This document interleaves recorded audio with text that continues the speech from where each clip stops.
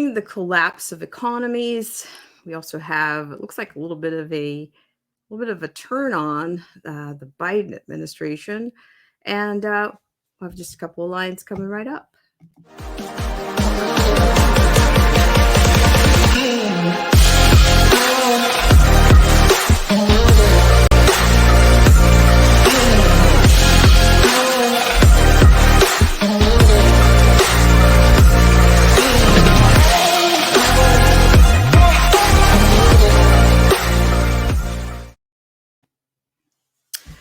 Hi, everybody. Welcome to Black Spring with Autumn on your Friday. And happy to be here with you. And we have just a couple of lines on your Friday. And I want to thank everybody that's been around for for the nuggets and for the night crawling that you have that you experienced earlier this week.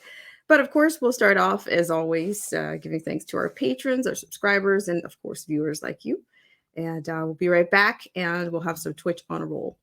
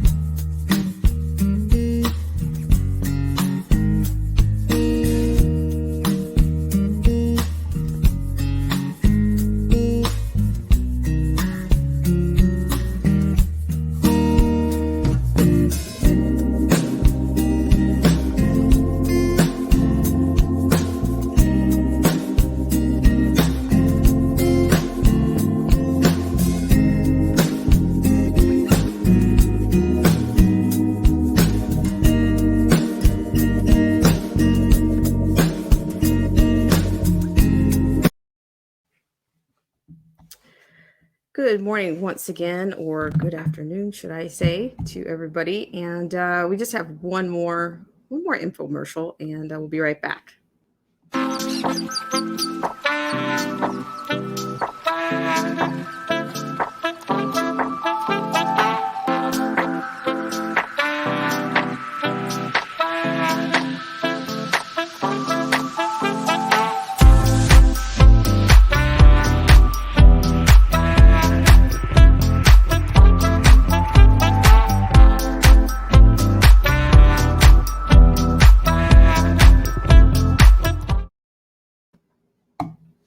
All right, guys, thank you so much for tuning in to this segment of Black Spring with Autumn. And I do want to say hello to my first guest in the chat room, and it is none other than Rachel Van Ziel. And Rachel says, "You're definitely a nighthawk." Well, that's that's that. Occasionally, not often. It's kind of hard to reroute that circle, like kind of once you get into it. But I don't know.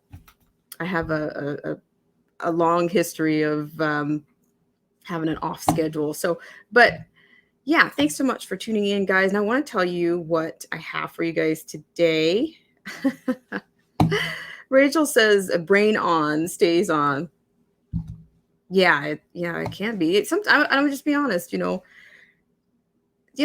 it can be hard to turn it off. It can be, and yeah, it can be hard to turn it off. But with all of the craziness that's going on, I think a lot of people probably are not necessarily having sleepless nights, but maybe they're a little bit more distracted or a little bit more preoccupied. Maybe. Just saying. And so let me tell you what I have for you today. And I have to be honest, I'm still a little bit intrigued about some of the culture surrounded by the free state of George Floyd. I'm still a little bit curious about that. So I'm going to kind of continue to follow that in the background.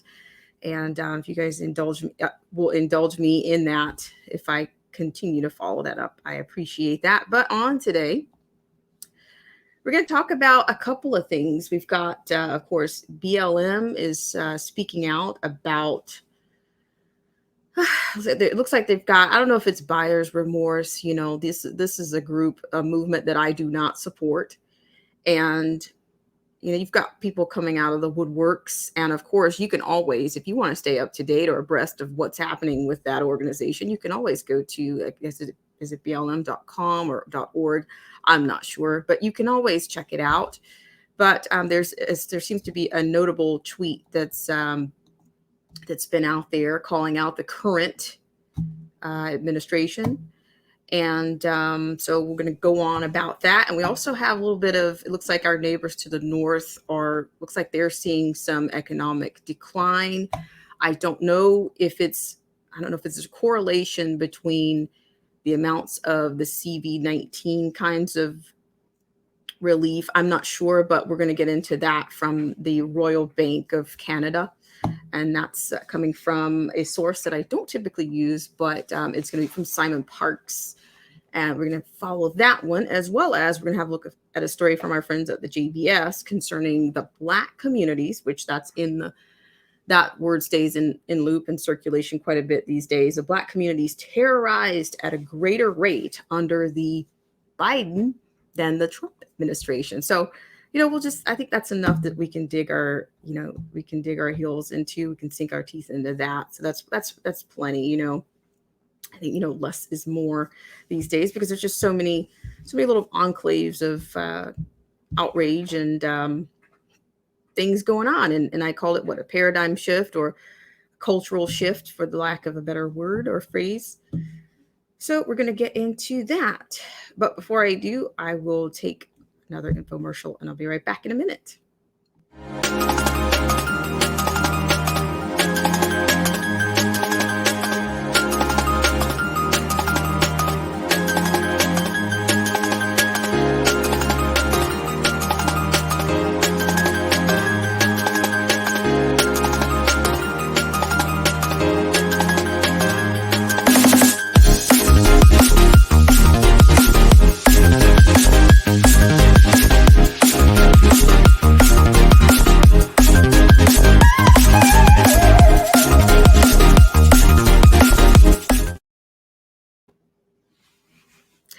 All right, guys. So thanks so much for tuning in. And as always, if you haven't had an opportunity to get over to our all loving bell, or not the bell, but the thumb, you can do that. And just if you can, if anything speaks to you. If not, you can always hit the thumbs down. But the other day I got quite a few thumbs downs, and I was thinking, hey, that's it's still support, it's still response, and it feeds the AI, it gives them something to work with. So I'll be right back.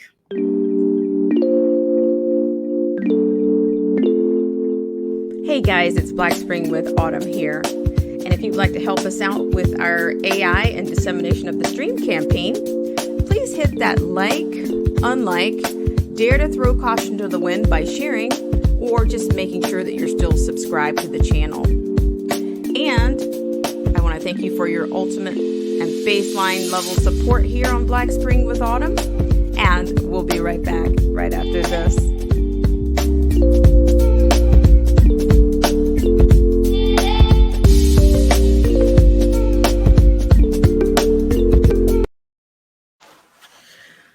All right. So let's begin, shall we? And thank you so much, Rachel Van Ziel, for coming in. I really appreciate it. And for those of you that are out there that are not sure if you're going to come in, or if you're not going to come in, I appreciate you for considering Black Spring. And because I say this all the time, even in these times, you still have choices. And thank you for considering Black Spring. So let's start with BLM. Let's start with that. We're going to start with a little bit of the dissension, is what I'm going to call it. And I'm not sure. I would never say that was a real alliance. I think maybe I can call it bait and switch would be more accurate. But we're going to start with BLM, and that comes from our friends over at the JBS. So we're going to bring that one to you first. And then what we'll do is we'll cross-reference as much as we can, but we have a tweet to go along with that. But that's also been provided to us by our friends at JBS, and I'll be right back.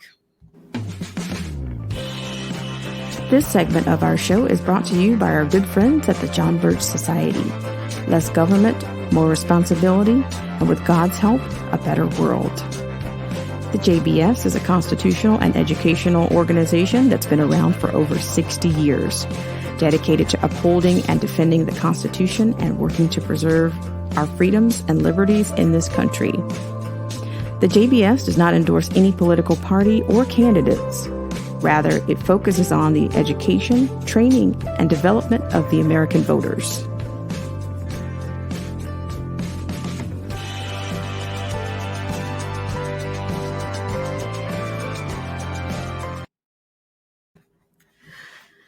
All right, so we're going to get started with our liner from our friends at the JBS. And thank you guys so much for tuning in to this segment of Black Spring with Autumn. I really appreciate it. And this story, of course, I'm bringing this liner to you guys because I think we witnessed in the last, dare I say, 12 months, I'll go 12 months, that we witnessed at least what I thought maybe many thought that they had for BLM and their supporters and maybe even progressives or whatnot, that maybe they were under the impression that they had an ally in this administration, much like I think they were trying to mirror what they had with the Obama administration. But I'm not sure if they're feeling that way right now. I have said, when it comes to these grassroots organizations and the controversy behind, who was actually the leader of BLM, and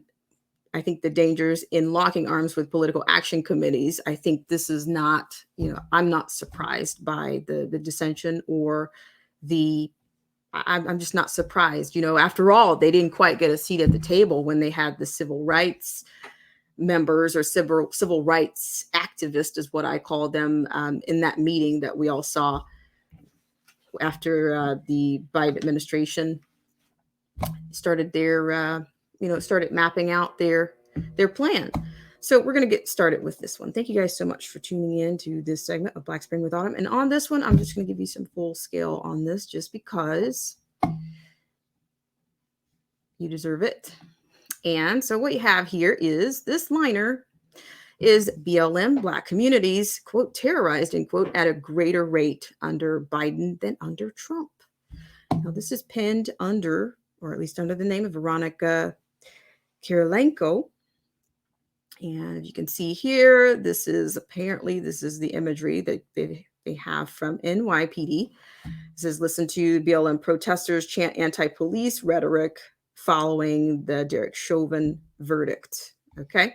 So according to this, Black Lives Matter took to Twitter on Tuesday to express a displeasure with President Joe Biden for, quote, sending more military equipment, end quote, to local police than did former President Donald Trump. Okay, so as you can see here, hopefully you guys can see this. You can see that you have your tweet here. And according to this is the actual tweet. Biden is currently sending more military equipment to our neighborhoods than Trump did. You read that right. Our communities are being terrorized at a greater rate than they had been under Trump. Okay, so they have a petition right now. And as I said, this is, and I'm not promoting by any stretch for this organization or for this group, for this culture, however you want to spin it. But if you're interested in this and for the details or any of their other action plans, you can hop over to BLM. But this is sign the petition to demand that Biden demilitarize our neighborhoods and end hashtag and hashtag end 1033. So yeah, this is according to the tweet here, demilitarize our neighborhoods. Black Lives Matter. April 30th marks President Biden's 100th day as president. We've got a major demand for him before that deadline. Okay, so you might want to hop over there if you want to dig into that even more. And of course, I've told you before, there are other action projects on that page, and you can see It's out there. Every now and then, I think once their words come back for them, or once the hypocrisy comes back, they might snatch something off of their Instagram page. But you can see that for yourself. All right, so we're going to go into this. All right, according to this quote, Biden's first 100 days are up in 10 days, in quote, they wrote, quote, by then we need him to end, hashtag end 1033, which transfers military equipment into the hands of police across the country, including school and campus police. Another example, the military you see out on your streets ahead of the Chauvin verdict, end quote. The group is referring to the National Guard deployed to cities such as Minneapolis, where the trial for ex-cop Derek Chauvin was held, should the jury have reached a, quote, wrong, end quote, verdict. The BLM leaders had promised to burn the city to the ground. Quote, Biden is currently sending more military equipment to our neighborhoods than Trump did. Of course, this is the same tweet again, but moreover, we'll just hop down here. The BLM website blatantly states that the clock is ticking for the president and that he needs to meet a, quote, major demand before his 100-day deadline. The group goes on to explain that the Law Enforcement Support Office, known as the 1033 program, allows transfer of surplus military-grade equipment to local law enforcement agencies across the country. It appears BLM is deeply concerned about the accelerated flow of military equipment to police under the Biden administration, and that they believe the police, quote, might just receive even more, end quote, military equipment while, quote, state-sanctioned violence against Black people, end quote, continues. According to the Defense Logistics Agency, the 1033 program started in 1990 through 91 and was implemented in 1997 when Congress passed the National Defense Authorization Act, which allowed law enforcement agencies to acquire property for bona fide law enforcement purposes, particularly those associated with counter-drug and counterterrorism activities. The plan's title, quote, 1033 program, end quote, refers to the number section of 1997 NDAA, the National Defense Authorization Act, that granted permanent authority to the Secretary of Defense to transfer defense material to federal, state, and local law enforcement agencies. Black justice organizations such as Black Alliance for Peace see military equipment as a threat to Black lives. They are outraged that, quote, the Pentagon's weapons and tactics developed for their occupations, coups, and wars on Africans and other colonized people around the world also are used to terrorize and control African/Black people and our uprisings in the United States, end quote. The endlessly, quote, of out-of-context statistics such as, quote, Black people were 25% of those murdered by police, yet 13% of the population, end quote, failing to mention that, quote, according to the FBI, Black people also commit more than a third of all violent crimes in America, while Black males, who represent just 5.5% of the population, constitute 54% of all arrests for robbery and 53% of arrests for murder. These, quote, racial justice warriors, end quote, failed to acknowledge that of the Blacks who were killed by police, 68% were allegedly attacking the officer. Among the 32% who were not actively trying to assault police, there were those resisting arrest, holding weapons they wouldn't drop, or attacking other people. It was not the military equipment that took the lives of numerous African Americans.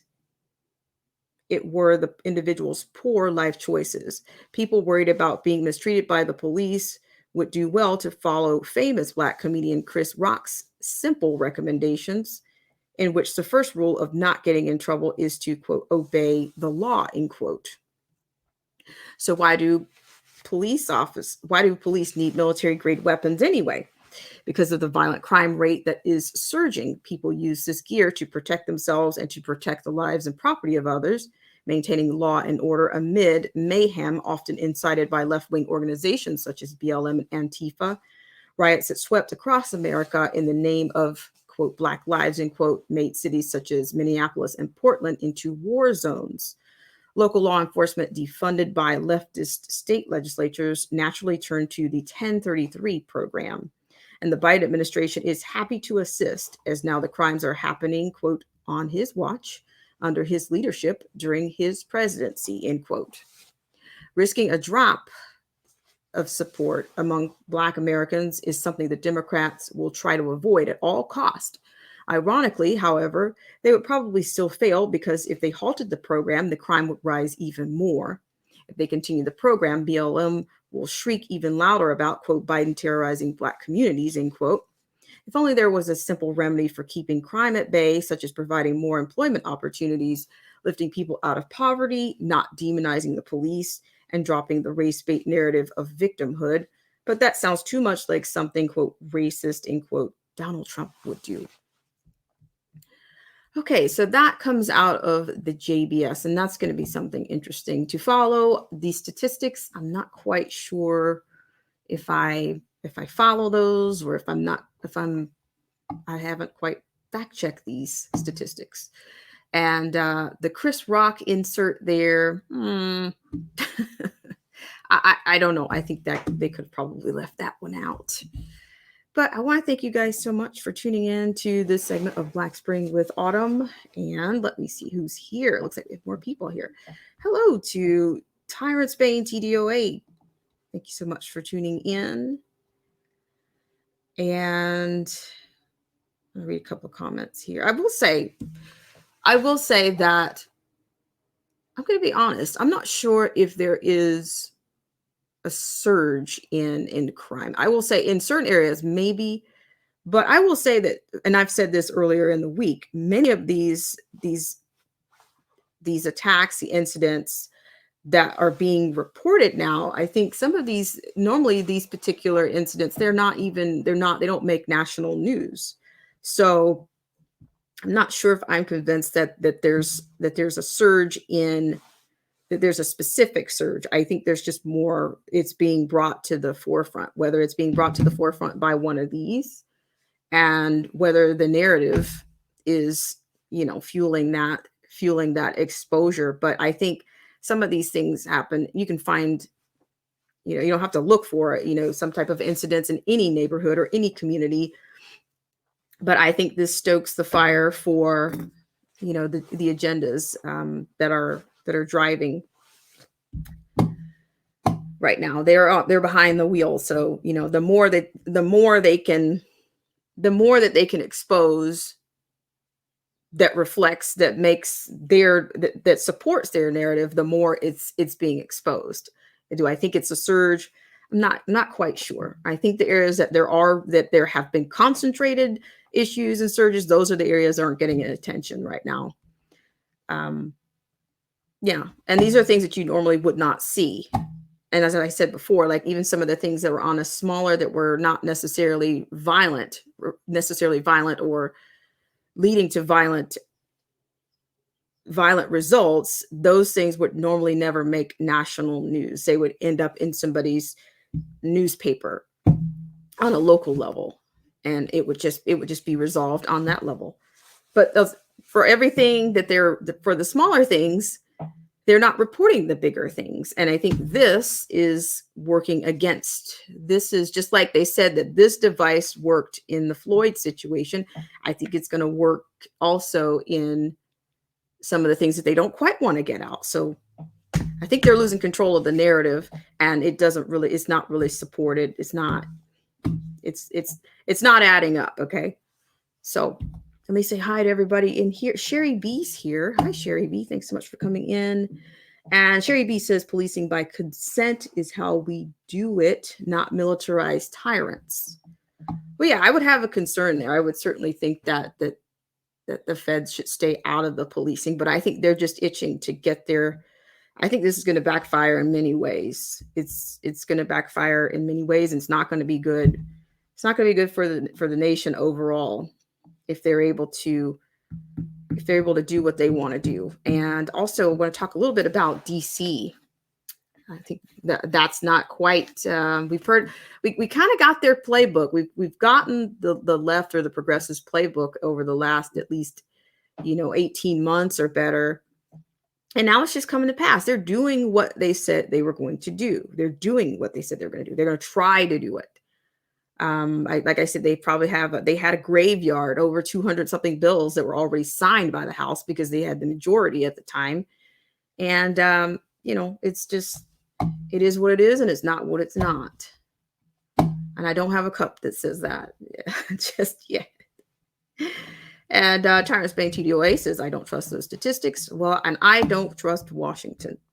I don't trust Washington. I don't trust their think tanks. And but I do think that there's room for manipulation, and they're gonna use that to their advantage. They're gonna use their auxiliaries, their networks, their CNNs, their MSNBCs. They're gonna use all of these people to drive the narrative and get the result that they want. I think that it just seems like I don't know, why do they need a race war? Why do they need that? Is it because the Washington DC is irresponsible? They're trying to distract from that. Why do they need that? I don't have the answers for that. And Tyrant Spain TDOA says, obey the law. And Tyrant Spain TDOA says, impoverished communities mean more crime, has nothing to do with the color. Okay, let's see.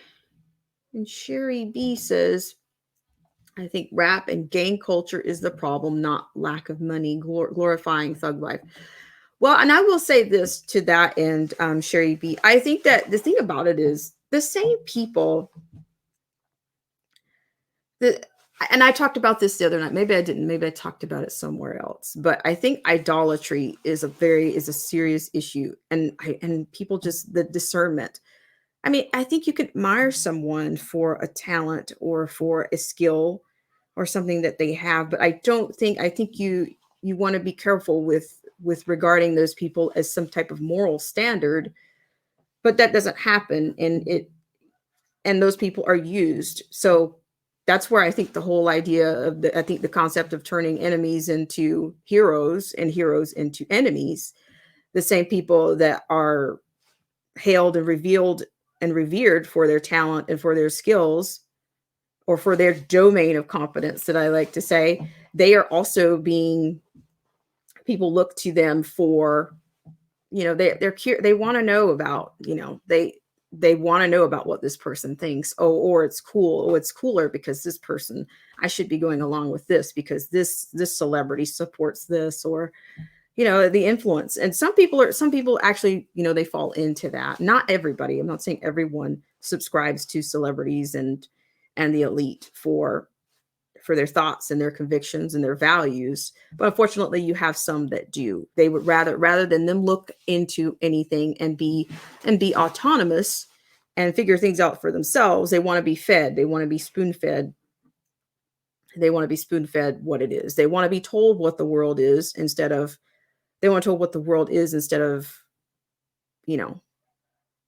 rather than looking at it for the way it is. Oh, you told me it's this way? Okay, so it must be because this is LeBron James, or this is Oprah Winfrey, or this is Gayle King, or this is Don Lemon, or this is, Chris Cuomo. These people, it has to be. But I think there's too much idolatry and too many idolaters, and the discernment, there's just little or none there. And I think the same people that you look up to are also the ones that are selling poison. They will sell you poison, whether that's in the form of, whether you want to call it thuggery, or if it's an actual, illegal or restricted narcotic, whatever. These are the same people that are selling. They will sell you the filth or the poison, and but you're praising them and you're idolizing these people. So it's diabolical. But these people that are even in entertainment, that's an elite run industry. And these people all run together in the same circles. So I think you can't have one without the other.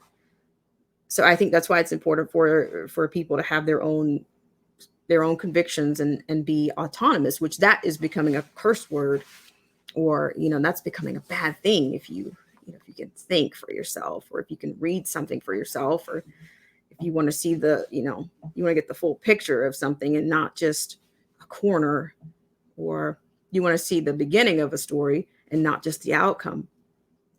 There's many issues, many factors, but no one wants to get to the root of anything. They just everybody wants to, even I will say, in education, teachers are considered, in my opinion, in my experience, as first responders. And you can be a responder, but you can also be responseless. But they kind of put a choke on that because of the social norms. I think these institutions, like the education system, they rather teachers pretend to be counselors or psychologists rather than them just educate the kids and deal with the actual discipline problems. And I think the discipline problems becomes, they just kind of it's the pipeline to what I see that's happening in these streets. What happens in these streets happen in the classroom. It's not the first time that somebody's defied something or won't conform. It just doesn't happen overnight. It at home, to the school, and then into the streets. That's what you get. You don't hear people talking about anything about, you don't hear anything about the juvenile delinquents. You don't hear anything about that. You don't hear anything about about any context when you deal with some of these situations. But it wouldn't be the first time. It wouldn't be the second time. And it just becomes, when it hits society, everybody's outraged. But there was no proactive or preemptive measures at the school or at home to help mitigate the situation, mitigate the behavior. There was nothing done on an emotional level, which teachers aren't psychologists. They're not. You might have a few units. You might take some units in psychology or even, you might, but that doesn't, you're not, it's a soft science, and you're not certified to help kids deal with their emotions and those issues. You're just not. And I find even in the guidance counselors are giving tests, state administered tests. You can find, like, the typical day, like I remember for myself, typical day in school, where's the guidance counselor? Oh, she's 10 doors down. And you can see her with a box of papers, or with a box of standardized tests. And and her whole office is consumed with tests. Just, my gosh, what are you testing? I mean, what about my student over here that doesn't have running water today? I mean, what's going on with that? If you're a first responder, shouldn't you be more responsive? What are you doing with that responsive role? Your role is technically more responsive than mine, but you're not really responding. It's a cycle. We have a lot of broken systems in this country, and it's not just on the streets when there's a conflict or when there's a confrontation with a police officer. It's not. If anybody says that, I think you're being disingenuous and you're living in a bubble. I don't have all the answers, but I also think that it does start at home. It starts you can see signs, and you have kids that are defiant, and they defy you early. They defy their parents. They get pushed around in the system. It's very sad. There was a time in which you would have adults that you might have a random conversation, or you would have other, and I'm talking about Black people right now, people that happen to be Black or whatever you identify, African American, whatever your percentage is. If you are identifying, I'm talking about that community right now, that people would say, if that kid keeps it up, they're going to end up in jail. Just like now it's some kind of blasphemous thing to identify emotions that turn into bad behavior, or behavior that ends in death. It's the damnedest thing I've ever seen before. It really is. If people can't have honest conversations about it, if they can't be on themselves about it, then you're just part of the problem and not the solution. It will never be resolved. You can blame anybody all you want.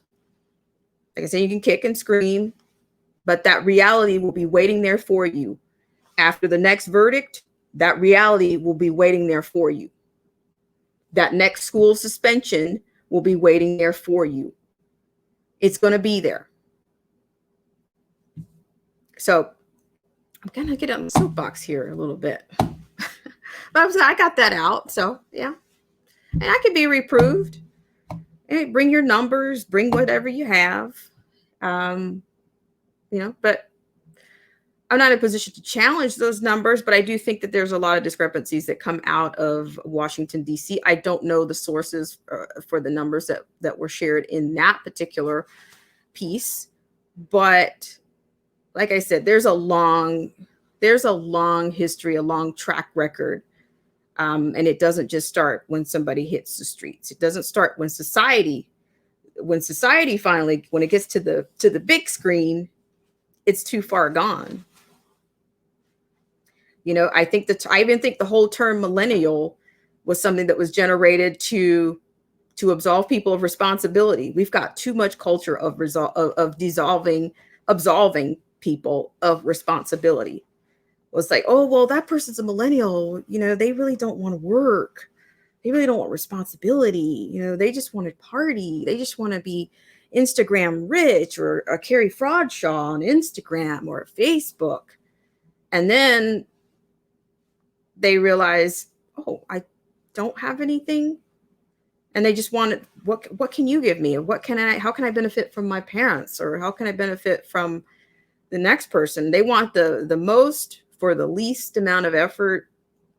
And it's sad to see, but I think it's been in the making. And I think society we have a faction, we have political rhetoric that absolves, that makes people think that they should be, empowers people to be absolved of responsibility. Oh, I don't have to be responsible because I can just do nothing. I can do I can make life-changing decisions and have no responsibility, and then blame some angle of society. It's where we are right now. So, okay, I'm sorry I got on about that. All right, guys. So with that said, what I'm going to do is take a miniature break, and I'm going to come right back. And I think we're going to talk a little bit. We're going to go to change the pace on the gear here and go to some economics. And this comes from our neighbors in the north. And we'll be right back. Thank you guys so much for tuning in to this segment of Black Spring with Autumn.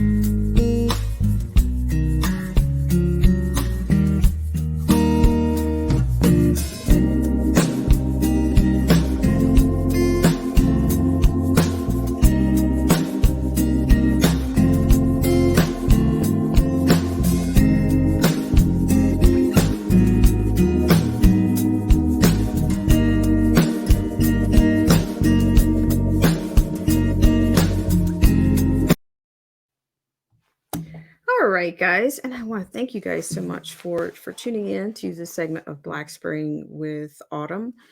And yeah, so I was just kind of I pretty much rounded out what I was going to say there. But I just think that I think the rhetoric that's in the air, and for those, whether they are uninformed or ill-informed or misinformed, disinformed, uninformed, it's very powerful it's very tempting, and it's very alluring for politicians and their auxiliaries to have a rhetoric that says, oh, you don't have to be responsible for your actions, or it's the result is destruction. And to me, a lot of times it's going to be self-destruction. And if it's not self-destruction, it's going to destroy those around you, because if you're doing things, depending on how self-destructive you are, you can still affect other people within, in relation to you, relative to where you are. So, and when you bring other people into this world, you can ruin their lives as well, because you are derelict in responsibility, you are derelict in your decision, and you are doing self-destructive things that are going to affect their lives as well. So, but society is very tempted by that. That's it's very elusive. It's very alluring. And some people are taken by that. But we're going to switch gears now. We will come back to, I swear we're on UN agenda, like full circle, without a doubt. And I feel like that's the part of the show where I talk about it being Groundhog's Day. Groundhog's Day is, the UN agenda, and also the rhetoric from,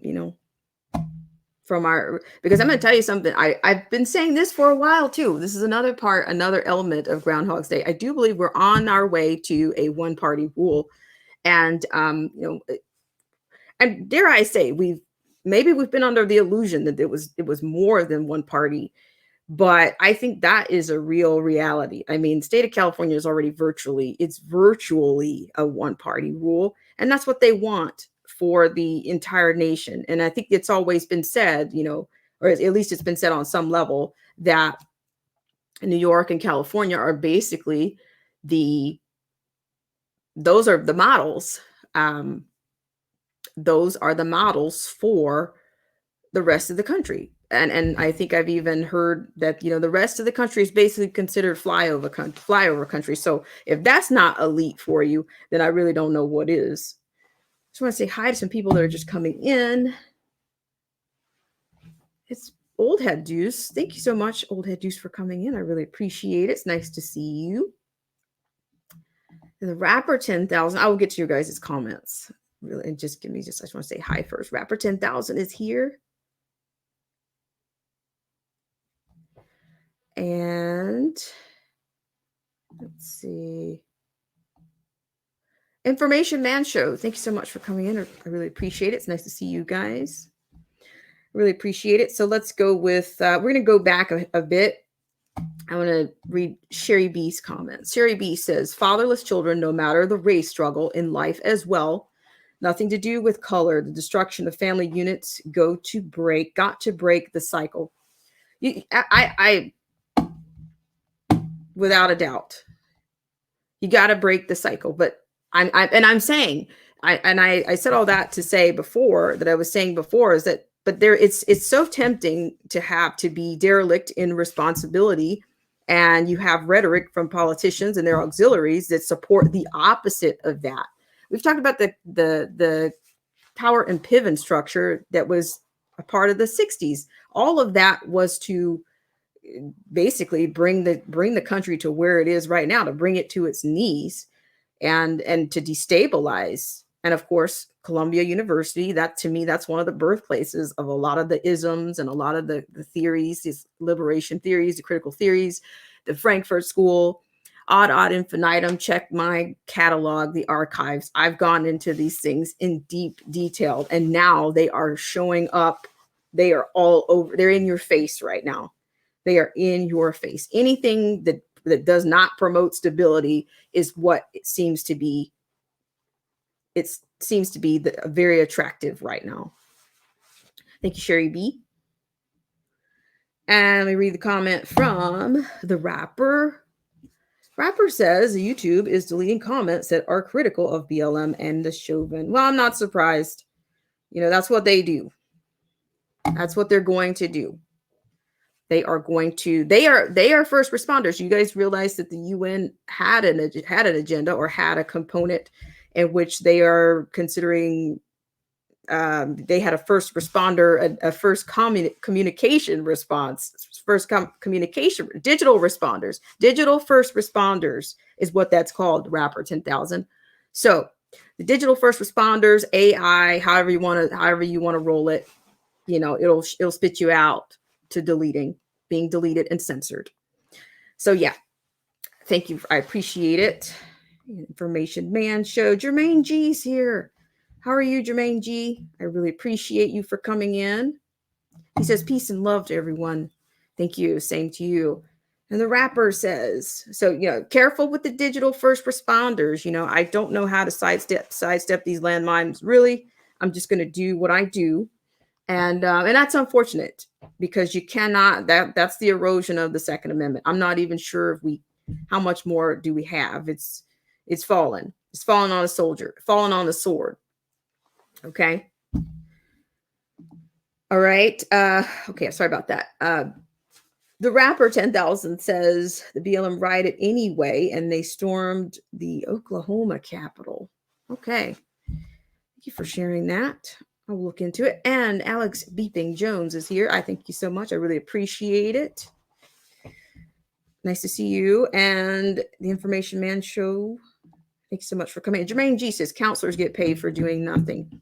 Jermaine G, it's interesting that you say that because I was just saying, I don't, even the counselors, the guidance counselors that when their offices weren't filled with boxes and testing supplies and number 2 pencils sharpened to the T, I didn't find that they were doing there was not a lot of counsel coming out of there. I just don't. I don't see that. I didn't see that. And that's whether you're talking career counseling, emotional counseling, finding out why my student doesn't have running water at her home. But, most of the time this was common knowledge. But they weren't doing anything about it. Or either, I don't know whether, the social worker connections, I don't know those networks. I mean, that's not my domain of competence, but I do remember things not happening for kids. There were things that needed to happen for kids that weren't happening. And those are things that weren't happening. But then they expect the teachers to play psychologist and try to figure things out. And we didn't have the resources to do that. And I'm getting on again with the soapbox. But all right, so let me read a comment here. The rapper says BLM and Black grifters keep on showing how much exactly like the Triple K they are for the Democrat Party. They even have to lie to get their way.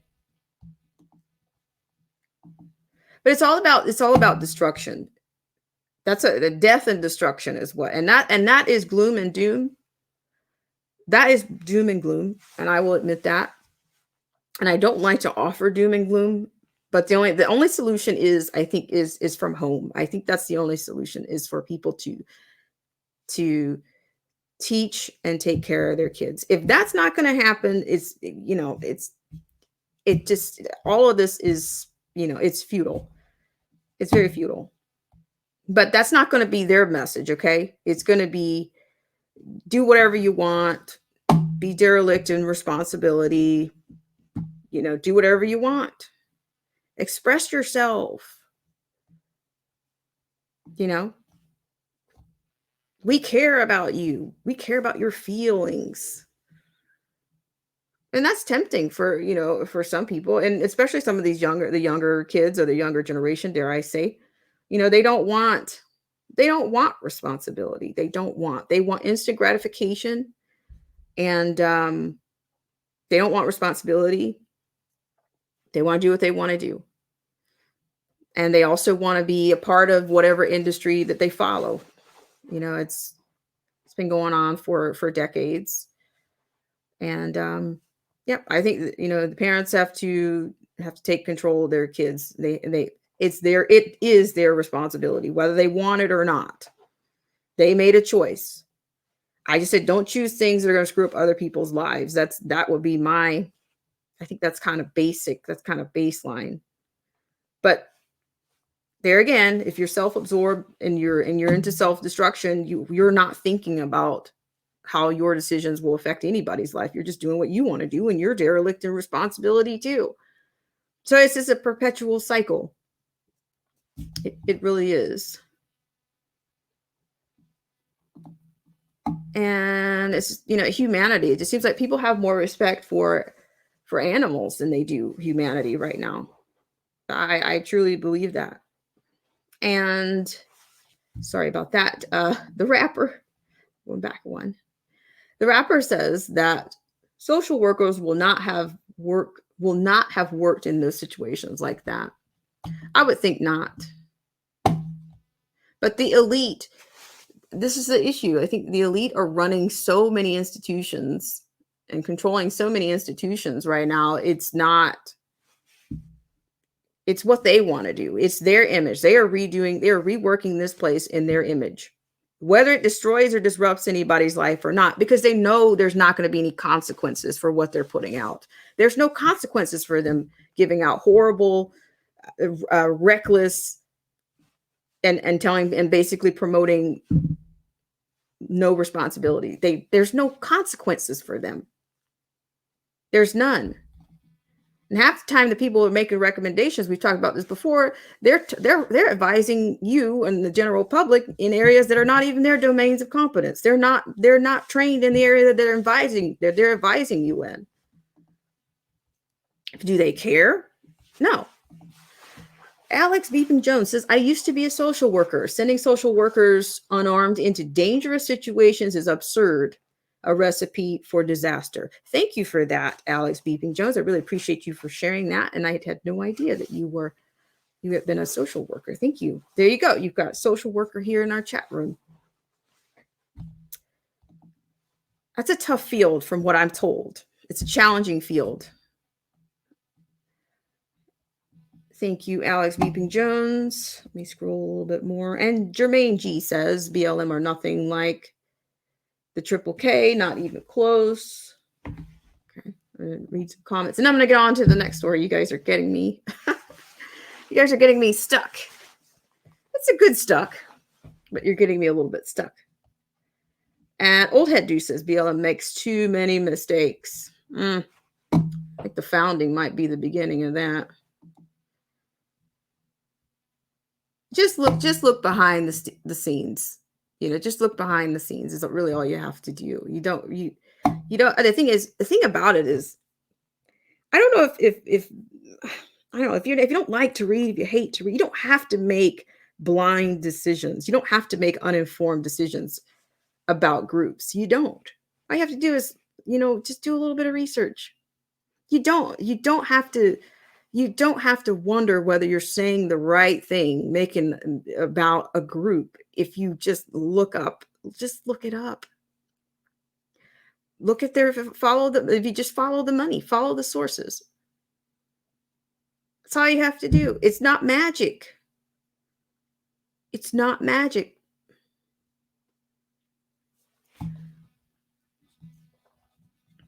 It's funny how you find some of the same characters, behind some of these groups.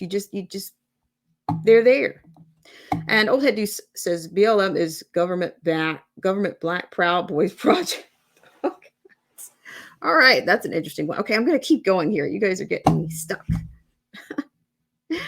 And Jermaine G says they have nothing to be proud of. All right, so I'm going to keep going here. Thank you guys so much. You guys are fully loaded in here. So keep going. Talk amongst yourselves, and I'll be right back. I really appreciate it. So what we're going to move on to now is, I did talk about economic collapse, and we're going to go to that one really quick. So thank you guys so much for tuning into this segment of Black Spring with Autumn. And I'm going to take just a quick break here. We'll come right back with the economic collapse. And it looks like we're going to go into the climate migrants. And I've given you guys some background information on that. In fact, you can go into the archives and find out this whole migration thing. This is just now, it's manifesting itself here now. And you can go into that later, but we'll do a little break and I'll be right back. But something tells me we're going to end up in DC because, they are working hard to, looks like the House is pushing, making DC the 51st state. And I'll be right back.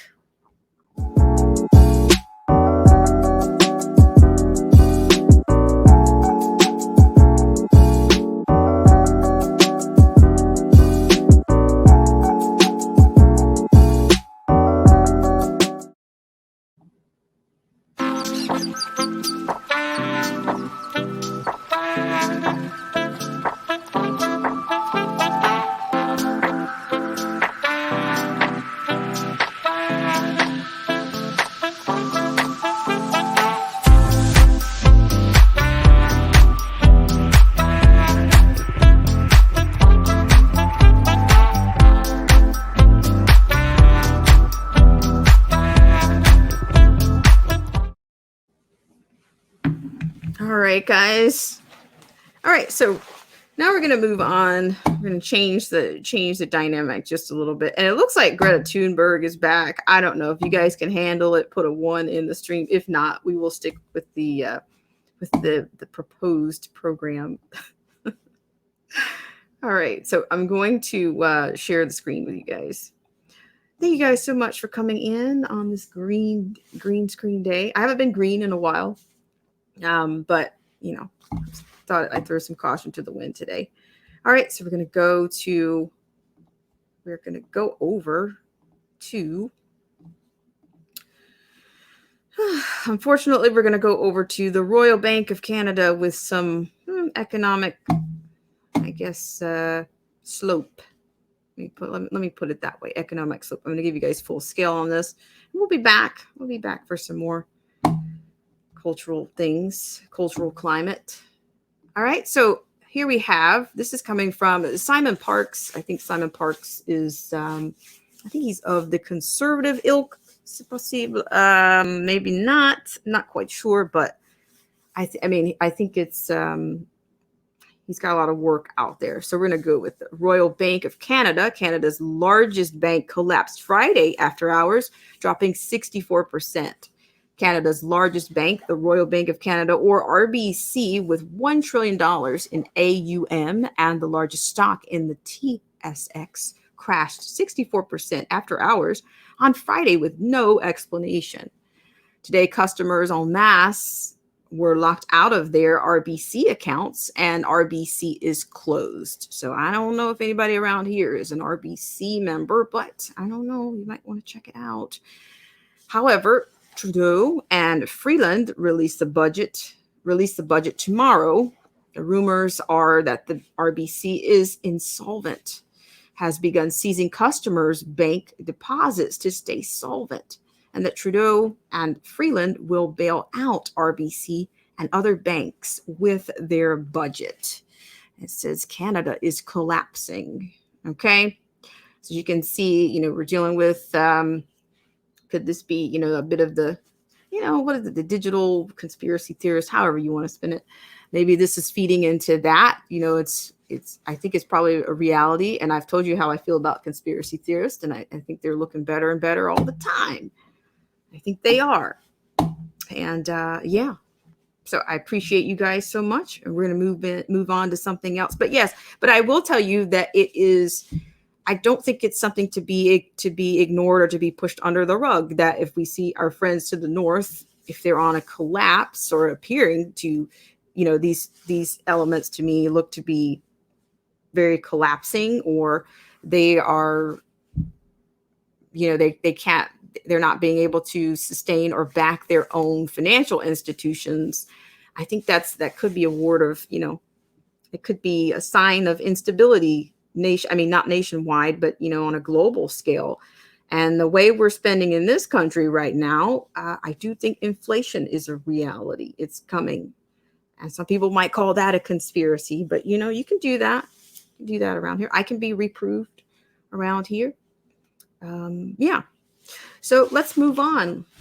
It seems like things just keep coming up. Things just keep coming in. And I don't know if I want to deal with Thunberg. I said, if you guys want to hear from Greta Thunberg, just give me a 1 in the stream. I think she was, she's a part of the UN's agent of change. Children are the agents of change. And to me, that's evident that they believe that they are pushing many agendas that involve children. And of course, Thunberg, she's been doing her thing for a little while, at least since 2019, making appearances here in the States, as well as their general, I believe the General Assembly meeting in New York a couple of years ago. Joseph Francis Burton is here. How are you? Joseph says Greta is so 2018, like all child evangelist. She's quickly losing her novelty as she gets older. Pass. Ooh, thank you for that. Just put a 2 in there. I need a couple of more 2s so we can pass. I got 1 out of 5 right now, according to this. There's 5 people watching this. Let's see. Is somebody's over on Twitch? Thank you for whomever's joining us on Twitch. All right, guys, we're going to keep going here. And looks like we're going to go on. Let's go over to and I told you we're going to be crisis after crisis after crisis. Looks like climate change and the climate migrants is up next. So we're going to go there. Thank you guys so much for tuning in. I really appreciate it. Put your comment up here. Thank you, Joseph Francis Burton, for tuning in. I really appreciate it. So I'm going to share with you the next story. And before I do that, I just want to just briefly, I've talked about the Migration Compact. And now that is in the archives. If you want to know more about the Migration Compact, you can see that. But that was a compact that was due in December of 2018. And from what I understood, that the president at the time, Donald Trump, did not sign that Migration Compact, which promotes free and regular migration. And I guess you can figure out from there who picks up the bill. So from that, we're going to go on. I'm going to share with you the outrage or the newest crisis, because I think this current one is kind of losing steam. So you got to keep it going. They are committed to crisis. You're committed, and you got to have the sky falling. If not, what do you do? Thank you guys so much for tuning in to this segment of Black Spring with Autumn. I really appreciate every single one of you. And we're going to move over to that. I think I'm just slightly delayed on that one, but we're going to move over to that.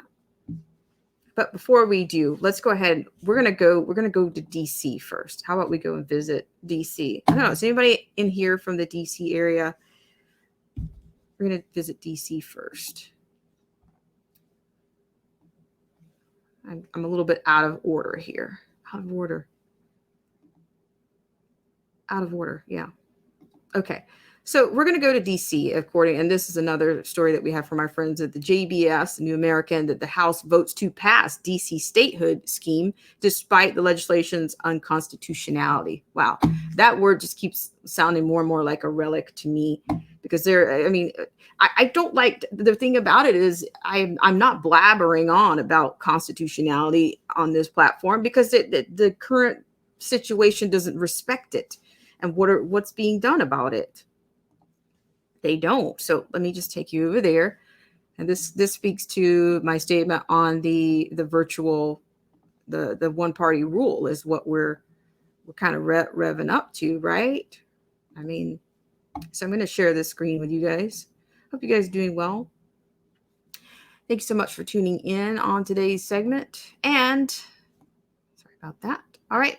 So this is penned by Peter Rakowski. All right, according to this, the Democrat Party just got one step closer to taking absolute control over the United States. On Thursday, the U.S. House of Representatives voted 216 to 208 to pass H.R. 51, hence making it the 51st state, H.R. 51, which is titled the, quote, Washington, D.C. Admissions Act, end quote. The vote was strictly on a party line, with every Democrat in favor and every Republican opposed.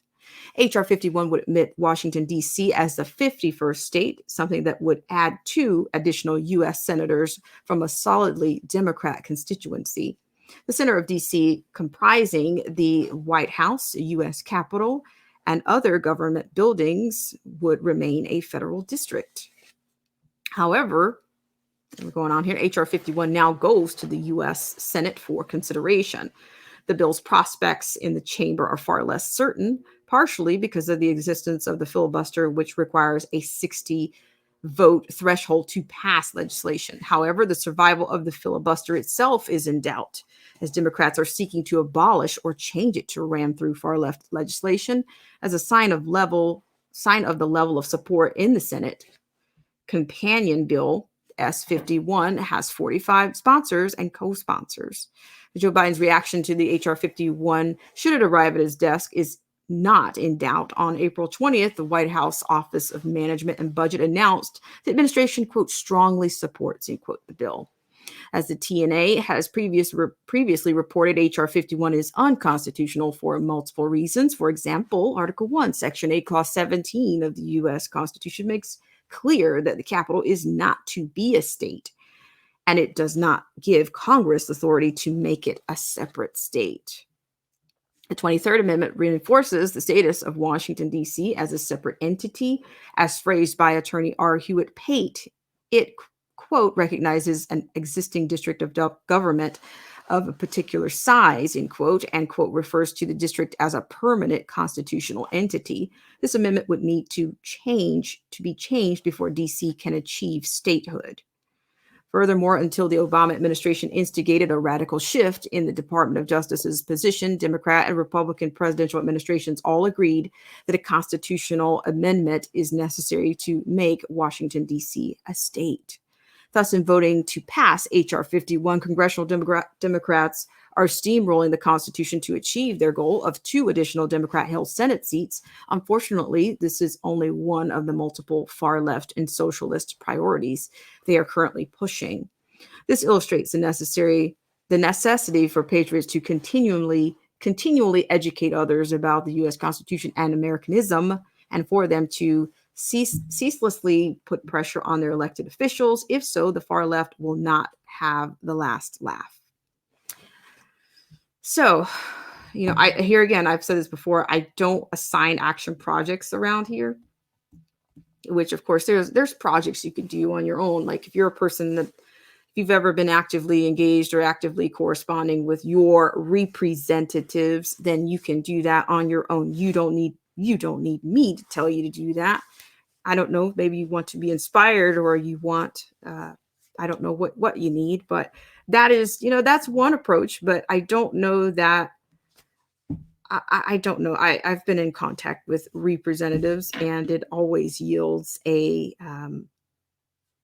a deflection, or, I'm not sure.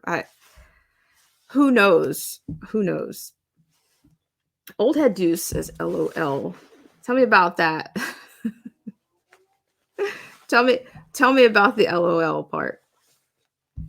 So yeah, I mean, but see, this is the question, and I don't want to talk about the events of 1/6 right now, but that whole situation, like many people, dare I ask the question, is DC currently a state? Because it's like, was DC being treated like it was a state during that situation that the people could not redress? That was not okay to do. Was that all based on the framing of DT, or I have not gotten into all of that, but I've just been curious, if if DC's not a state, then how did they come up with the arguments that they made for those people who there were people that peacefully, that I imagine that were peacefully survived that January 6th event, and they didn't commit anything. So I just don't understand what we're doing here anymore. I don't, it's not that I don't understand it. It just doesn't add up. And it doesn't add up on either side. It doesn't. It's like, everybody was rah, and, and before you knew it, everything was boarded up, fenced up, and people felt folded up like a t-shirt. So I don't know. Help me to understand. I mean, help me, it's all good. It's all good. But we're going to take just a quick little break, and then we're going to go to the climate migrants story. And we're going to go there. Thank you guys so much for tuning in. I really appreciate every single one of you, and I'll be right back.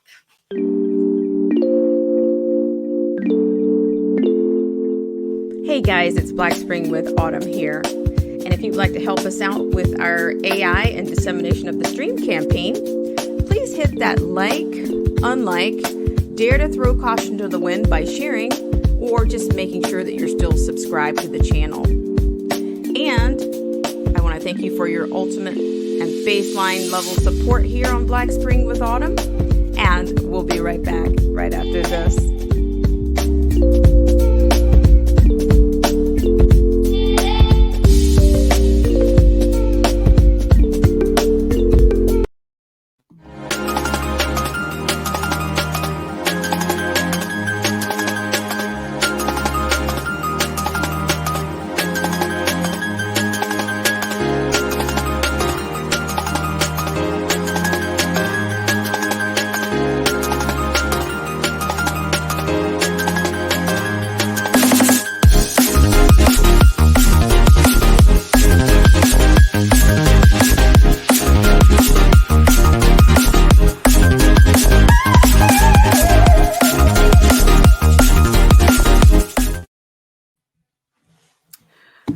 right, guys. And it looks like I only got one response from you guys on the high priestess of climate change. And that came from Joseph Francis Burton. So okay, I'm gonna give you guys the next 10 minutes and we'll see. But for now, we'll go on to our next story here. I'm very tempted to hear what she has to say, because that's going to be the next that's going to be the rhetoric that's going to be passed. Who knows, maybe she'll be on a tour in all of the cities, or maybe they'll send her to the red states. I don't know. I don't know what goes on inside these people's minds. I really don't. But I really appreciate you guys so much for tuning in on this segment of Black Spring with Autumn. And it is a Friday. And I'm trying to keep it light, keep it lighter as much as I can. So let's see. As a matter of fact, I'm going to do it for filler purposes right now, because I'm going to do it for filler purposes. So I don't know, maybe this will be a little bit nostalgic for you, and you will be, I don't know, maybe she's gotten some more acting classes in. I don't know. I appreciate you guys for tuning in on this segment of Black Spring with Autumn. And if you haven't had a chance to hit the like button or the unlike button, or dare to share it out, you will have an opportunity to do so before the close of the stream. Okay, so this is going to come to you from, you might remember, this is a little bit frightful, but you might remember this particular scene. Hello, Lenny G official. Thank you so much for coming in. So I'm going to share that with you, and I'd like to get to the climate change liner, but I'm going to get to the high priestess of climate change first. Hope you guys are doing well, and welcome in, Lenny G. I really appreciate it. All right, so it looks like she's back. The high priestess is back, and you know what? Shucks, she's calling the U.S. a disgrace. Imagine that. All right, so we're going to start with a little bit of a relic from the past, and then we'll let Newsmax take it away from there. Joseph Francis Burton says, "Oh, come on. I give one more chance." Okay, well, you know what? I got to do it. It's my duty, Children, how does it go? Children are the future. Teach them well and let them lead the way. Show them all the beauty they possess inside. Give them a sense of pride. All right, I'm going to stop now. I'm going to stop now. I'll give you the full scale on Miss Thunberg.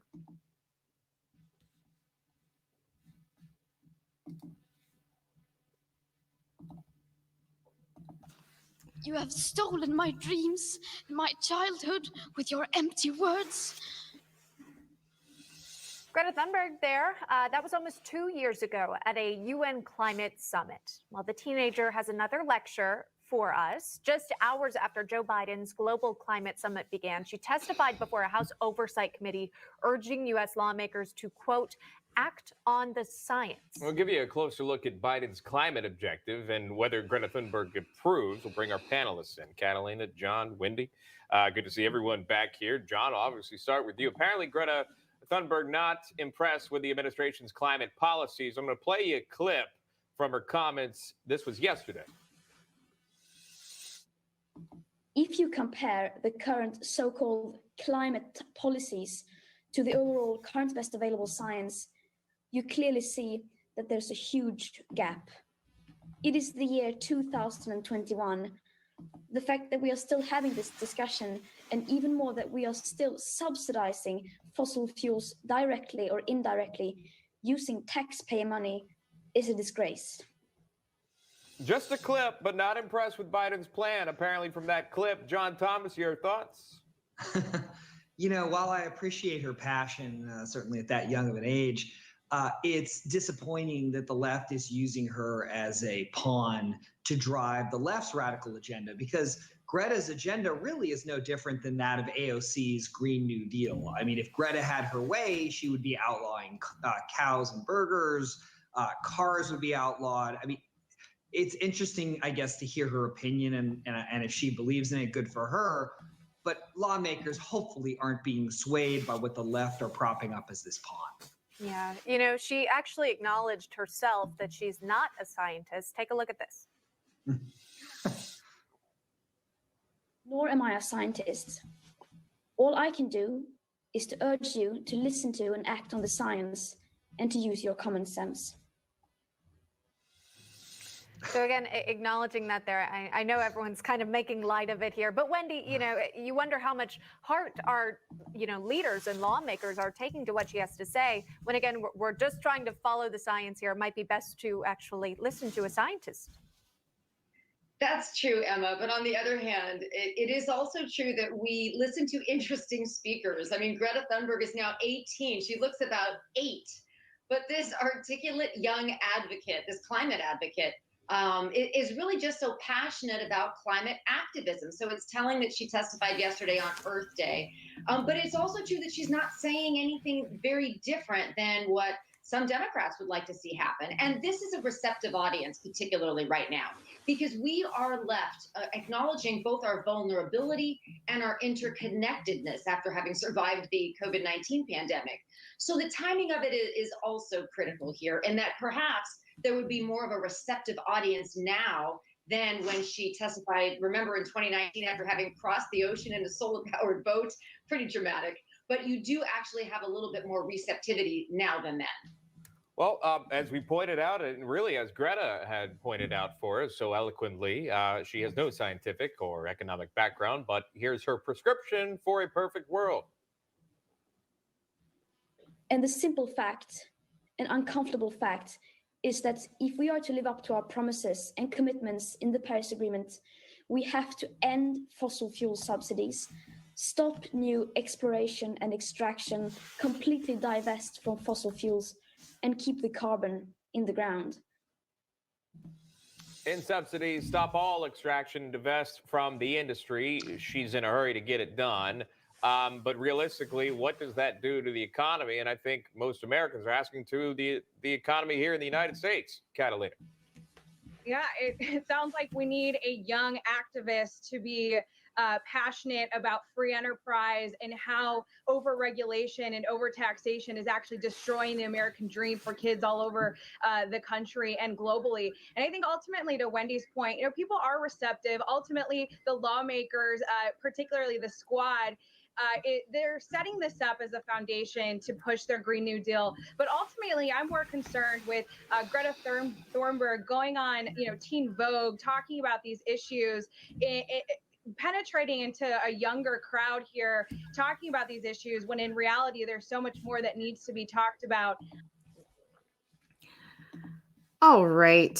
I thank you guys so much for humoring me on that one. But, you know, it's I did that as a bit of a primer or warm up, if you will. I did that as a warm up to what your current administration is proposing. And we're just compacted with crisis these days. So I'm going to take you to that. And that will be our final installment on today's segment of Black Spring with Autumn. And once again, I want to thank you guys so much for tuning in. And actually, let me go ahead and read a couple of comments before I do that. I appreciate it. We have our scientist in the house, and thank you so much. Joseph Francis Burton says, the scientific method is not common sense. Joseph Francis Burton says, I am an atmospheric physicist, evil climate scientist. None of this has anything to do with science. It's just money. Thank you for that. I mean, I really appreciate you coming in and sharing with us. And anytime you want to lend any of your expertise, by all means, let us know. All right. So with that said, I'm going to take us to, I'm going to take you to Biden considering offering asylum to people displaced by climate. All right. So, according to this, Biden considers plan to invite, quote, climate migrants into the U.S.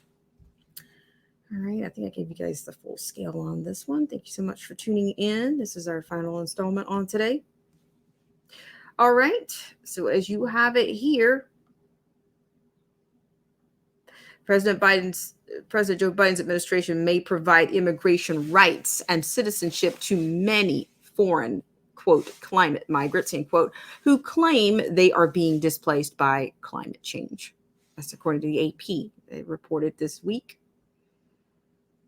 And according to this, we have here, no nation offers asylum or other legal protections to people displaced specifically because of climate change. President Joe Biden's administration is studying. Okay, so what do we have? A commission, another commission is studying the idea, and climate migration is expected to be discussed at his first climate summit held virtually Thursday and Friday. So that's still going on today, apparently.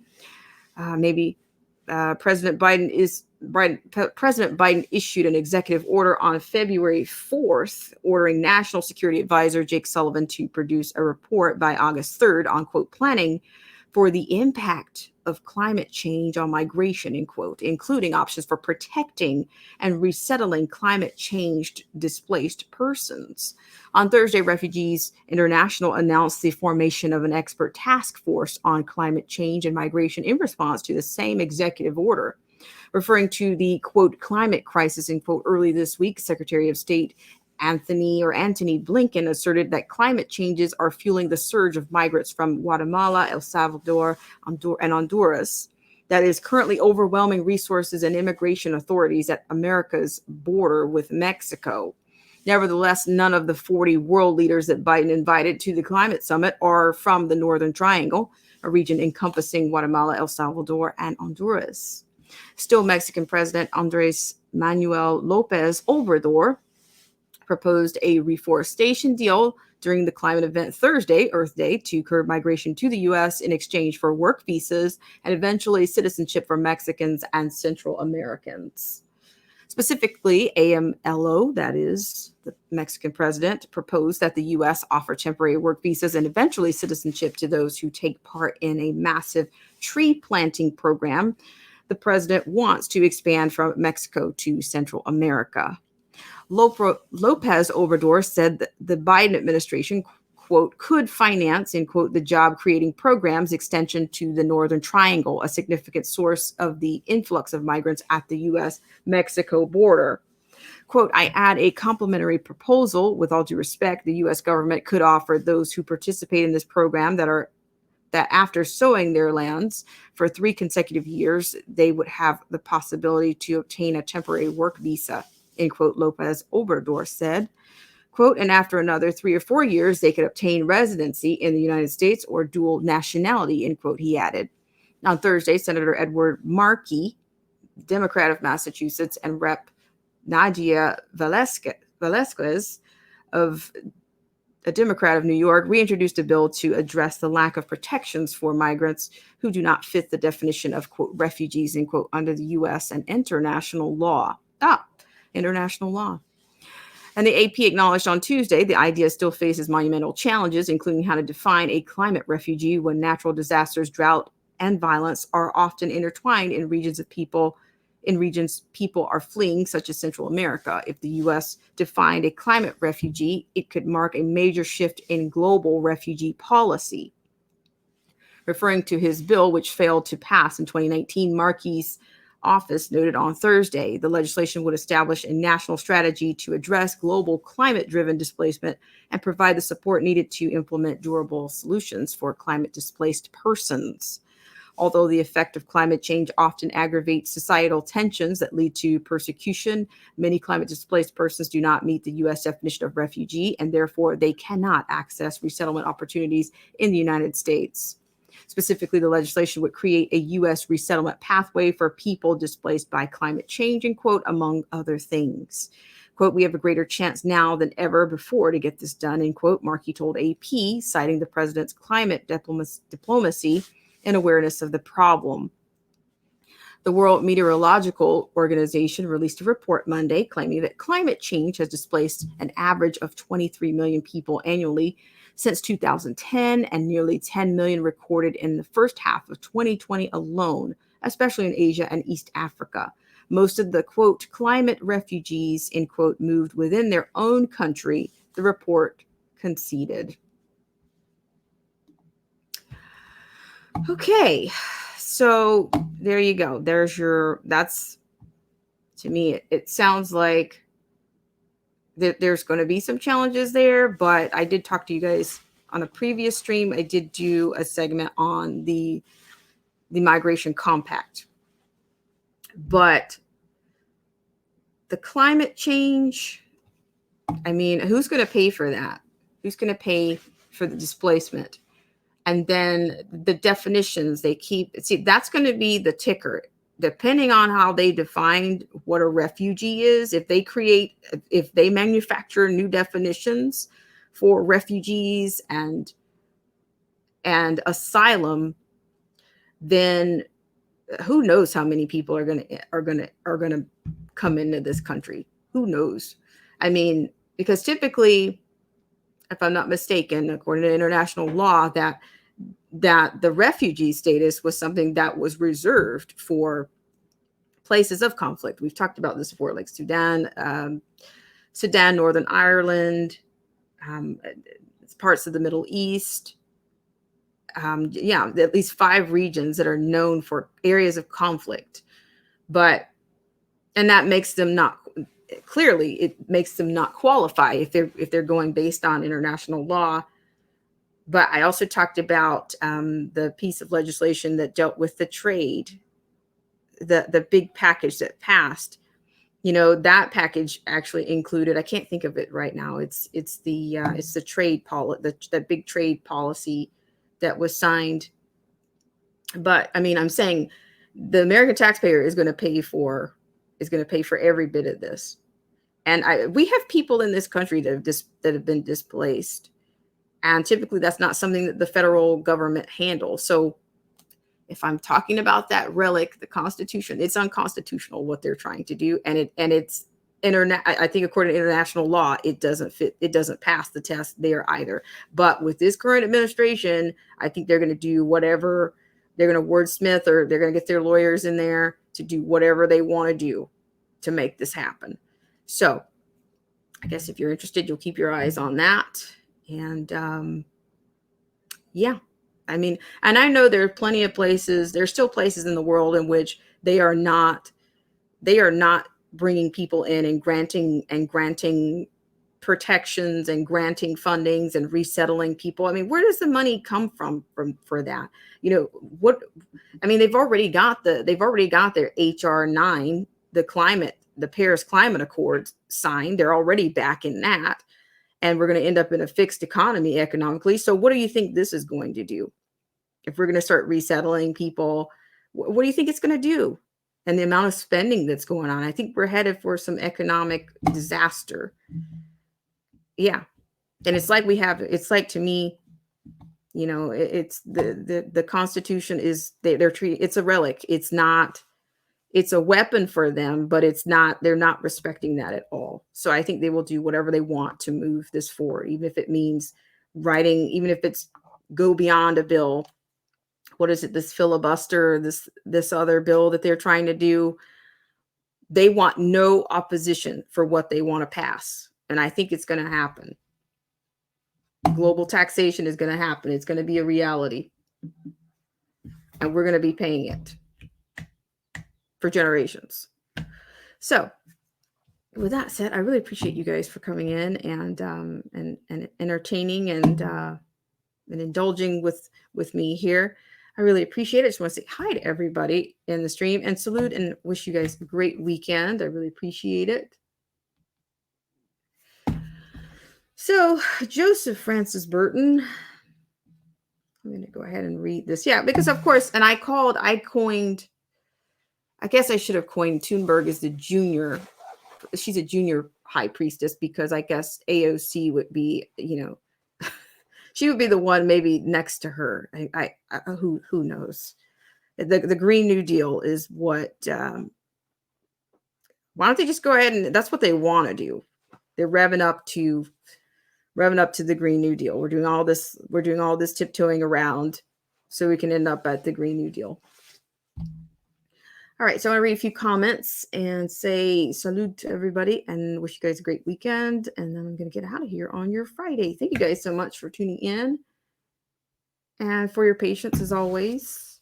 And Joseph Francis Burton says, thanks for the Greta laughs, but I needed some more scolding. She has lost a bit of her passion. Yeah, she has. I was stunned. I was looking for more.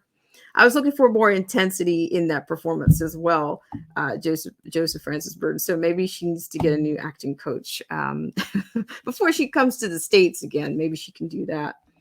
And Joseph Francis Burton says, remember how Kamala was going to find the root cause of the migrants. I guess she figured it out. Climate change in Guatemala somehow. Old Head Deuce says that she hasn't said much, but gas is up. And let's see. And Joseph Francis Burton says, if the climate change is a global catastrophe, how does one migrate to escape climate change? Now you're applying too much logic. Where's there to go? You're right. If it's global, then we're all going to end up at the same place. I mean, we have a migration issue here in this country right now. I mean, we're all just, where do we go? We're running out of places to go. I wish I know they would ding me if I played a Motown tune right about now. Nowhere to run, nowhere to hide. And that's exactly what I'm on about. That's a great tune, by the way. I can't resist it. But the rapper says China and India violated that. And Old Head, thank you. You guys make the show. I know this is a little beefy for Friday. Normally I try to keep it a little bit lighter, but it's a little beefy. And Joseph Francis Burton says, acting coach. All right, I just want to say hi and thank you guys so much. I'm going to run a few infomercials. I'm going to say hi first. Actually, salute, and we're getting out of here. And I'm going to run a few infomercials, and then we're done. I appreciate you guys. It was fun. This is more standard than what I've been doing, these little nuggets. But I try to do things as they come in. But there's so many things that are coming in, and but Rachel Van Ziel, thank you so much for coming in. And you're the one over on Twitch. I really appreciate that. I don't know why it went over my head that you've been in Twitch the whole time. It's time to get new glasses. I mean, I'm trying not to wear these things, but I actually need them at times. It's time to update that. And Tyrants Bang TDO, thank you so much for coming in and supporting the channel. Also, you guys, I just want to say shout out to Derek C. Williams. Derek C. Williams has been a fantastic supporter and he's a consistent content creator on YouTube. And unfortunately, I think he has suffered from, dare I say, he was exiled, or he was, the treatment, they throw you into the YouTube sweat box and, you get out. But I think Derek has a channel that's Derek C. Williams 2.0. So if you guys could support Derek C. Williams, he's still out there. He's making his way back. And, but we support you around here, Derek C. Williams. I really appreciate it. So Derek C. Williams 2.0 is where you can find him on YouTube. That's my public service announcement. Thank you, Derek C. Williams, for all that you do. Sherry B, thanks so much for coming in. And I don't want to miss anybody. You guys have been fantastic and stimulating as ever.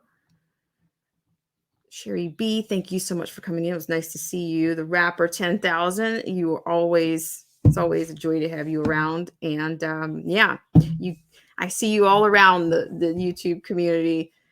I appreciate it. Thank you so much, The Rapper. It's nice to have you around. And I might be adding a few more stripes to the channel. And the Information Man Show, thank you so much for coming in. I really appreciate it. Jermaine G.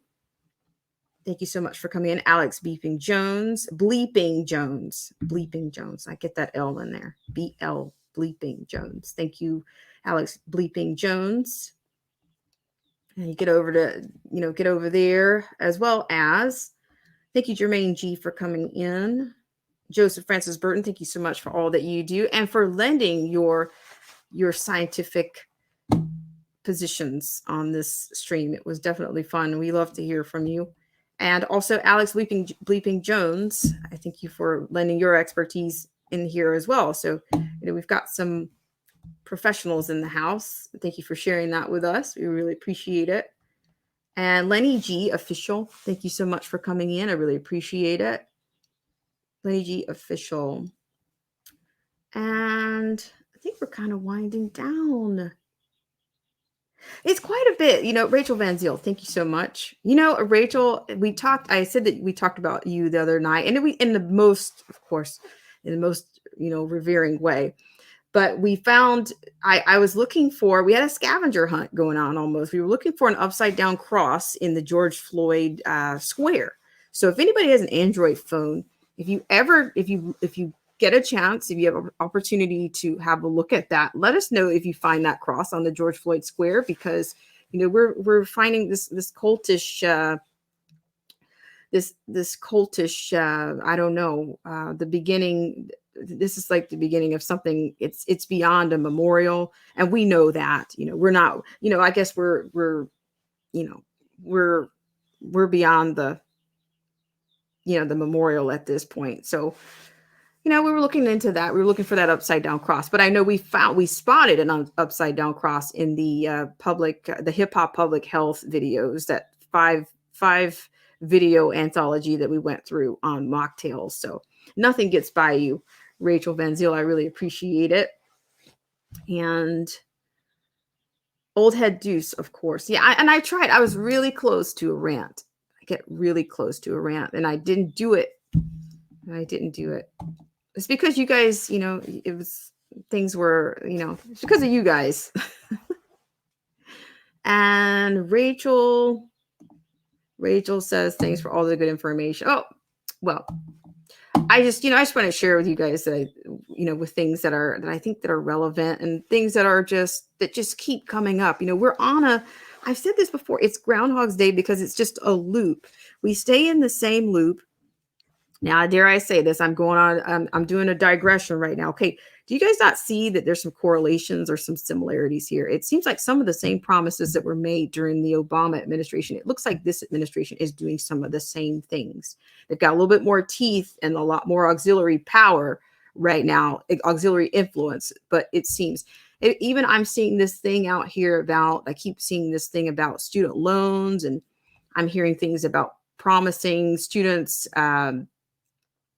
larger Pell Grants and student loan forgiveness. And I mean, is it going to turn out to be probably scammy on some level, because I think a lot of those conditions that, that they came up with on that first round, it was not quite, it didn't, come on. It didn't come out. It didn't come out in the rents like they said. And they did not forgive many people who they were. I mean, it was something that was kind of waved in the face of, it was a carrot in front of even educators. And that's one of my backgrounds, and I have, colleagues, and, that carrot, people that have, served in many ways, given back, if you will, or quid pro or whatever. They've done those things, and that wasn't the outcome. So I just see some of the same plays being played, some of the same rhetoric going on. And, but I think they're already, even on that, you can see the cherry picking on that has already begun, because on some of the literature that I've read, those are specific loans that they are targeting. So there again, that's not true. And, it's a risk we take when we take out student loans. However, I don't think it's favorable for them to.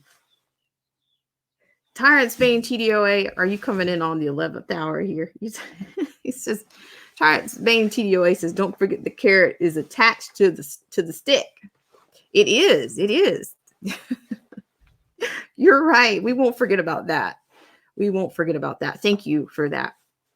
But yeah, so that just these little, I don't know. I think there's a founding father of BLM, but that's another show. I don't want to get onto that, and I won't say his name. I won't do it because, the powers that be, they might yank me right now. So that's how it is. However, I'm missing some good comments here. You guys are getting me on these digressions. And Rachel was saying, follow the rules at the GF square, white people. Yeah, that was the other thing that I didn't quite get into, but the only thing I heard, well, in Will's coverage, that he mentioned that there were no cops allowed. There were no cops allowed at the Free State of George Floyd. There are no cops allowed there. But I guess that means the black cops aren't allowed there either. So who knows? I don't know what goes on inside these people's minds. I don't know. And I'm not trying to articulate it for them. I'm really not. I'm just trying to, as they say, make it make sense where available. And yeah, because I think it's a caricature of the Chaz Chop Zone. Yes. And I think there will be more of those. We're going to have more of those. We're going to be back to segregation before you know it. I mean, what, maybe even by, executive order with all the ones that I've heard of. I haven't checked the registry of the EOs, but, who's counting at this point? Okay. And we're going to get out of here. The more I talk, I just keep wrapping us back into, it's on you guys for that. Your guys' fault. Okay. And what else? I've never been a cop or anything, but I thought about being something else. I thought about being something similar to a cop, I guess. But then my first officer said, they would never suspect you. Was what I was told. So yeah, that was that's as close as I've come to even entertaining it. So, but never have I been a cop. No. Don't. And let's see, what else? The rapper says that Biden is a puppet for Kamala Harris and the other House Democrats. All right. And Old Head Deuce says the lady from Louisiana given 1.3 mil for what? Old Head Deuce, please regale us on that. I don't, you see all these stories are just so, these stories are coming out so quickly. I can't keep up. The cycle is too fast. The politicians, their rhetoric is on the same loop, but the stories that are coming out, I just think that it's disingenuous for people to be outraged about the stuff that's going on in certain communities when those things have always gone on, and now they want to give it because they're using the plight. They're using a lot of instability and destabilization to drive their agenda. They're always using somebody else's plight to get what they want. And then, they're doing the same thing with civil rights, and everything is about civil rights. And even if it's not about civil rights, it's nothing to do with Black people's civil rights, but that's what it's people fought and died and da. But what does that have to do? What does what they're doing have to do with you? And they can't answer that. They can't. Now I'm talking about like the everyday person, but dare not ask them a question, because as soon as they don't have an answer, they just start yelling and screaming or quoting some obscure something that they have no idea what they're talking about. Clearly. You could ask them something really basic and they just, you just watch them come undone. And that could be, and I do not discriminate. Black liberal, white liberal, Hispanic liberal, whatever. You just watch them come off the rails because they don't have anything. They arrive at most of their conclusions solely on emotion. That's and they rely on that. They rely on it. All right. So now you guys are getting me. I'm about to go on a rant. I'm trying not to do that on your Friday. So we're coming in at 1 hour and 46 minutes and 48 seconds. So I'm going to do a few infomercials and then we're going to get out of here. I really appreciate you guys for coming in and supporting us on this segment of Black Spring with Autumn. I really appreciate it. And I appreciate you guys also for entertaining the I know Greta Thunberg is harsh. It's a hard one to swallow, but I think it kind of it kind of added to the flavor. I think it did. All right. So we're going to go out and I will be right back. I'll be right back. Thanks so much for tuning in.